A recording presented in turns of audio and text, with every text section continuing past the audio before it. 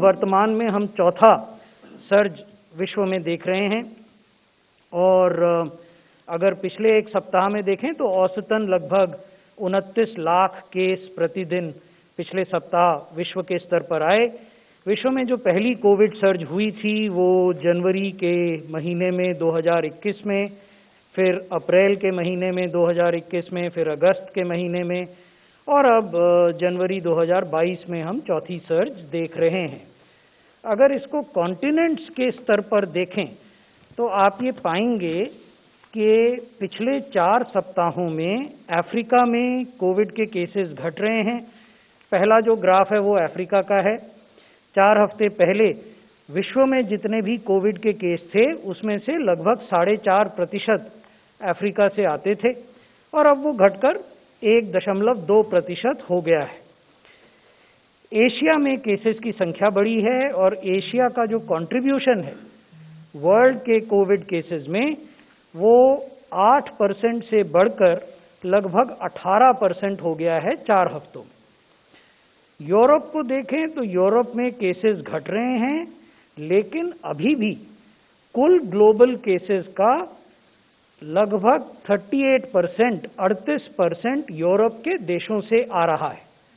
तो हालांकि केसेस घट रहे हैं लेकिन मैक्सिमम कंट्रीब्यूशन अभी भी यूरोप से है। नॉर्थ अमेरिका में एक प्लेटू हम देख रहे हैं पिछले 4 सप्ताहों से और ये कुल ग्लोबल केसेस का लगभग 28 से 30% नॉर्थ अमेरिका कंट्रीब्यूट कर रहा है। ओशेनिया में कुछ वृद्धि हो रही है और साउथ अमेरिका में भी कुछ वृद्धि देखी जा रही है। अब हम आपको भारत की स्थिति के बारे में बताना चाहेंगे। भारत में इस समय लगभग 19 लाख एक्टिव केसेस हैं और पिछले एक सप्ताह के हिसाब से अगर औसत प्रतिदिन आने वाले केसेस को देखें तो 2,71,000 से कुछ अधिक केस प्रतिदिन आ रहे थे पिछले सप्ताह और पॉजिटिविटी लगभग 16% के बराबर है और ये तीसरा सर्ज हम अपने देश में देख रहे हैं। मैं आपका ध्यान आकृष्ट करना चाहूँगा इस स्लाइड के नीचे जो हमने ग्राफ आपको दिखाया है कि कैसे प्रतिदिन आने वाले केसेस जो डेली केसेस होते हैं उनकी संख्या में क्या परिवर्तन हुआ है 1 जनवरी से लेकर आज तक, और प्रतिदिन जो पॉजिटिविटी देखी जाती है उसमें क्या परिवर्तन हुआ है 1 जनवरी से आज तक। तो आप देखेंगे कि पिछले 24 घंटे में 3,17,000 केस 24 घंटे में आए और अगर उसको हम 1 जनवरी से कंपेयर करें तो उस समय लगभग 22,000 के बराबर केस आ रहे थे। तो एक निरंतर ऊपर बढ़ता हुआ ग्राफ है ये केसेस का। पॉजिटिविटी भी 1 जनवरी को लगभग 2% थी। ये डेली पॉजिटिविटी है। इससे पहले मैंने आपको एवरेज वीकली पॉजिटिविटी के बारे में बताया था जो कि 15.91 या 16% है।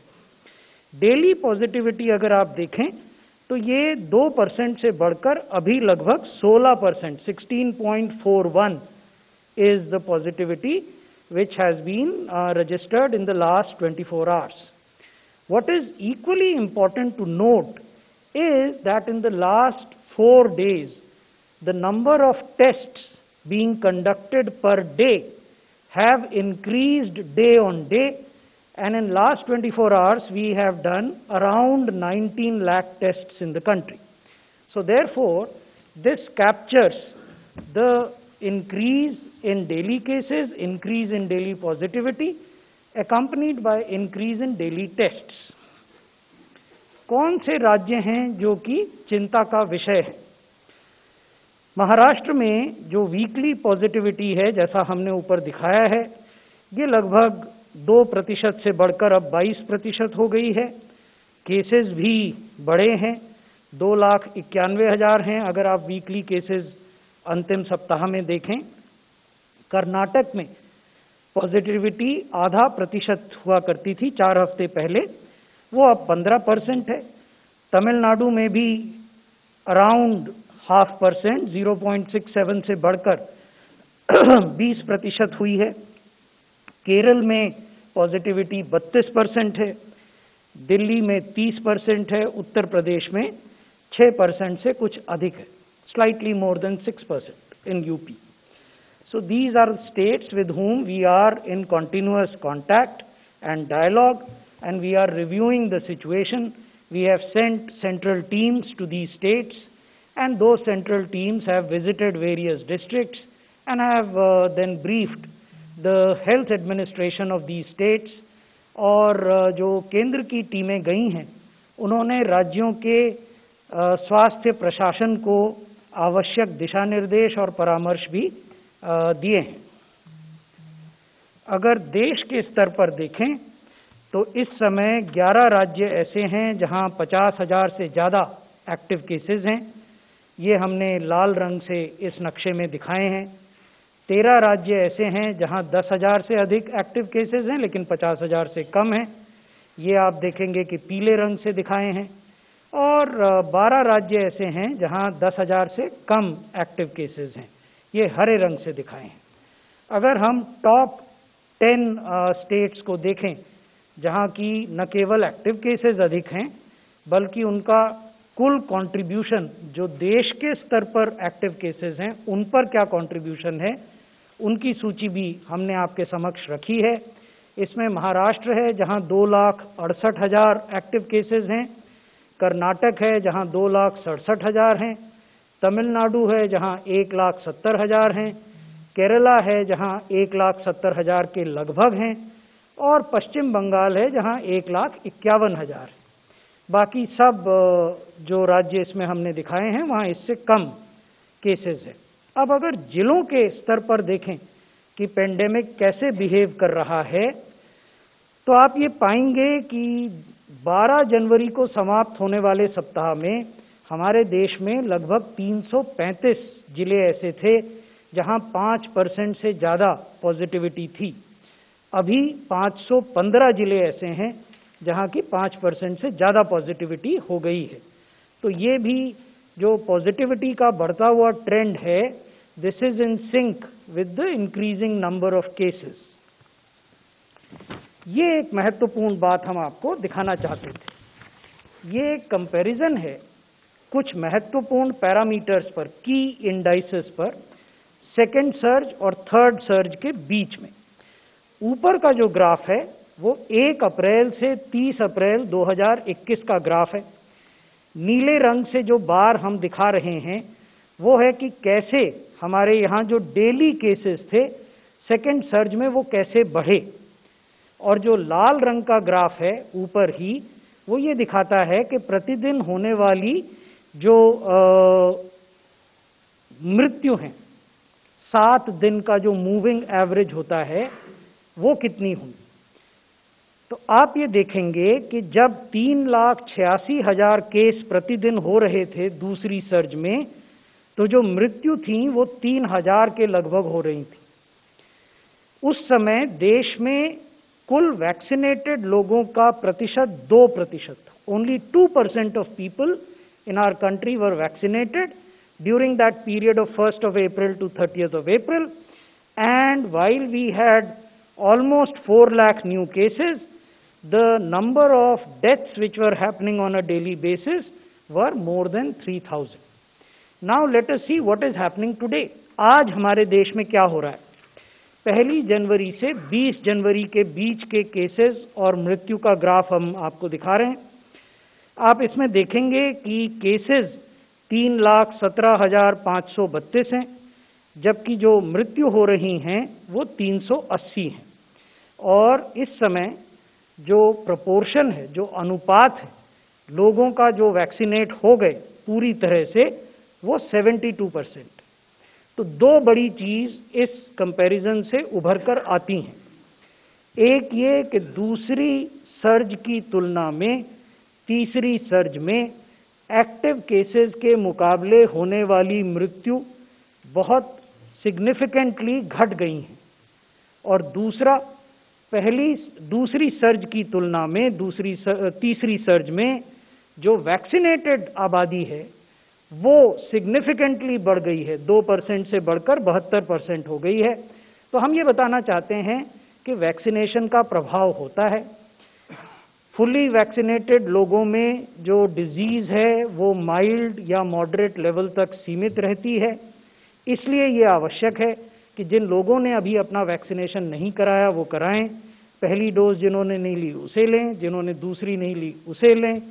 जो नए आयु वर्ग वैक्सीनेशन के लिए प्रारंभ हुए हैं उसमें भी लोग आगे आएं, वो हम आपको दिखाएंगे कि कैसे उसमें प्रोग्रेस हुई है। और जिनको प्रिकॉशन डोज लेनी है वो भी आगे आएं। अब यही चीज हम दिल्ली के स्तर पर आपको दिखा रहे हैं। दिल्ली में क्या हुआ सेकेंड सर्ज और थर्ड सर्ज में। ऊपर का जो ग्राफ है वो है सेकेंड सर्ज का ग्राफ। ये आप देखेंगे कि 1 अप्रैल से लेकर 31 मई 2021 का ग्राफ है। पहली अप्रैल से लेकर 31 मई 2021 में दिल्ली में पॉजिटिविटी रेट कैसे बढ़ा वो नीली ग्राफ है। The blue graph denotes how positivity in Delhi reached a peak and then declined towards end of May, and the red graph is the COVID beds which were occupied. You will see that the bed occupancy remained significantly high from 1st of April to almost 20th of May. अब हम आपको नीचे के graph की ओर ले जाते हैं। ये तीसरे सर्ज का ग्राफ है जो अभी दिल्ली में हम देख रहे हैं। इसमें जो नीले रंग का ग्राफ है ये पॉजिटिविटी रेट है, जो आप देखेंगे कि तेजी से ऊपर की ओर बढ़ रहा है। जो लाल रंग का ग्राफ है वो कोविड बेड्स जो ऑक्यूपाई हैं दिल्ली में वो उसका ग्राफ है। तो ये हमें क्या दिखाता है? ये हमें ये दिखाता है कि दूसरी सर्ज की तुलना में दिल्ली में तीसरी सर्ज के दौरान जो लोग अस्पतालों में भर्ती हो रहे हैं या जिनको अस्पताल में बेड की आवश्यकता पड़ रही है उनका नंबर बहुत कम है, सिग्निफिकेंटली लोअर। कितना कम है वो हम आगे की स्लाइड में आपको दिखाएंगे। अब कुछ जानकारी हम आपको क्लिनिकल पैरामीटर्स के बारे में भी देना चाहेंगे। वर्तमान सर्ज में, करंट सर्ज जो अभी चल रही है दिल्ली में, हमने ये पाया कि जो एडल्ट पेशेंट्स हैं, 18 बरस से ऊपर वाले लोग जो अस्पताल में भर्ती हैं, उनमें 99% पेशेंट्स ऐसे हैं जिनके पास कॉमन सिम्टम्स हैं बुखार के। कुछ ऐसे भी हैं जिनको कपकपी आ रही है, विद और विदाउट रिगर, बुखार कंपकपी के साथ या बिना कपकपी के साथ। खांसी है, कफ, इरिटेशन इन द थ्रोट, गले में खराश। यूजुअली 5वें दिन तक ये सिम्टम्स रिजॉल्व हो रहे हैं, they are settling down, they are resolving. Muscular weakness है और टायर्डनेस है, थकावट। तो ये सिम्टम्स हैं जो हम इस सर्ज में दिल्ली में देख रहे हैं। हमारा मानना है पूरे देश में देख रहे हैं, लेकिन क्योंकि ये आंकड़े हमारे पास थे और हर दिन के थे तो इसलिए ये हम आपसे साझा कर रहे हैं।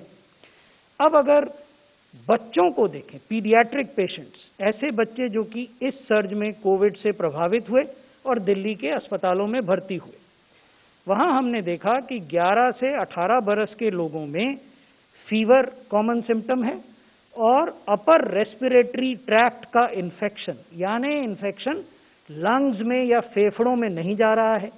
इन बच्चों के केस में दिल्ली में हमने ये पाया। हमने ये भी पाया कि कोविड निमोनिया के केस, यानी जब इन्फेक्शन नीचे जाता है from upper respiratory tract to lower respiratory tract, तो कोविड निमोनिया के केस बढ़ते हैं, तो वो भी बहुत कम है। अब हम आपको बताना चाहेंगे दिल्ली में एक्टिव केसेस, पॉजिटिव केसेस और हॉस्पिटलाइजेशन की क्या स्थिति है। इस प्रकार का विश्लेषण हम प्रत्येक राज्य के लिए करते हैं। आने वाले दिनों में हम अन्य राज्यों की जानकारी भी आपको दिखाएंगे, लेकिन दिल्ली क्योंकि एक कॉस्मोपॉलिटन ज्योग्राफी है, देश की राजधानी है, दिल्ली में जो होता है उस पर सबकी नज़र और निगाह रहती है, इसलिए हम आपको दिखाना चाहते थे। इसमें 2 तरह के ग्राफ हैं। लाल रंग का ग्राफ एक्टिव केसेस का है और नीले रंग का जो ग्राफ है ये नए केसेस का। नए केस मतलब प्रतिदिन जो केस आए।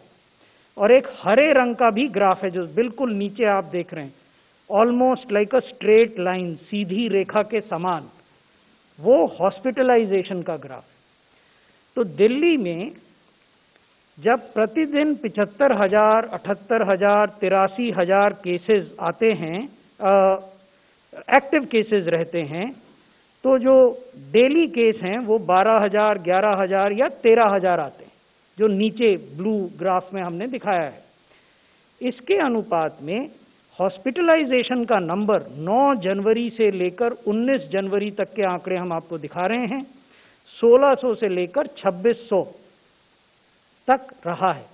यानी the number of active cases is in the region of 75,000 to 78,000. However, out of these active cases, the number of cases which are hospitalized in Delhi is in the region of 2,500 to 2,600. So this is the information that we wanted to share with you. अब कुछ बात vaccination के बारे में। देश ने लगभग 160 crore doses administer करने का एक ऐतिहासिक माइलस्टोन पाया है। आज शाम तक ये पूरा हो जाएगा। अभी 159.67 करोड़ डोजेज एडमिनिस्टर हो गई हैं देश में। देश की जो एडल्ट पॉपुलेशन है उसके 94% को कम से कम एक डोज लग गई है, 72% को दोनों डोज लग गई हैं, 52% जो हमारे यंग एडल्ट्स हैं, 15 साल से 18 साल के बच्चे, उनको भी एक डोज लग गई है। This number is 3.84 crore. ये वो राज्य हैं जिन्होंने कि 18 साल से ऊपर की पॉपुलेशन में या तो पहली डोज का 100% कवरेज कर लिया है, 100%, या देश के एवरेज से अधिक कवरेज किया। देश का एवरेज जैसा मैंने आपको बताया 94% है, और अनेक राज्य ऐसे हैं जिनके हमने नाम दिए हैं जिन्होंने उससे ज़्यादा कवरेज किया है। ये दूसरी डोज का कवरेज है। इसमें 21 राज्य ऐसे हैं जिन्होंने नेशनल एवरेज से अधिक सेकेंड डोज कवरेज किया है, और 4 राज्य ऐसे हैं जिन्होंने 100% कवरेज किया है। अब जो अंतिम तथ्य हम आपके सामने रखना चाहते हैं वो 15 से 18 बरस के बच्चों के वैक्सीनेशन के बारे में है, यंग एडल्ट्स के वैक्सीनेशन के बारे में। हमारे जो यंग एडल्ट्स हैं वो बढ़ चढ़कर आगे आए हैं और उन्होंने बहुत अच्छी परफॉर्मेंस अपने को वैक्सीनेट करने में दिखाई है। देश में 52% यंग एडल्ट्स को हमने वैक्सीनेट किया है पहली डोज से। 91% आंध्रा में हुए हैं, 83% हिमाचल प्रदेश में हुए, 71% मध्य प्रदेश में, 70% अंडमान और निकोबार में, 68% दिल्ली में, 66% गुजरात में और 65% कर्नाटक में। तो आप देखेंगे कि बड़े राज्य, छोटे राज्य, संघ शासित क्षेत्र, जो हमारे द्वीप हैं, सब में बहुत ही जोश और खरोश से लोगों ने इस वैक्सीनेशन में भाग लिया है। आगे जाते हुए जैसा हमने अनुरोध किया, ये जरूरी है कि लोग वैक्सीनेशन का अपना शेड्यूल पूरा करें। जिनको प्रिकॉशन डोज लेनी है वो अवश्य समय पर लें। जिनको नए वैक्सीनेशन के लिए प्रारंभ किया गया है 15 से 18 साल, वो भी वैक्सीनेशन अपना लें, और हम सब कोविड अनुरूप आचार और व्यवहार को अपनाएं। यही हमारा आपसे अनुरोध है।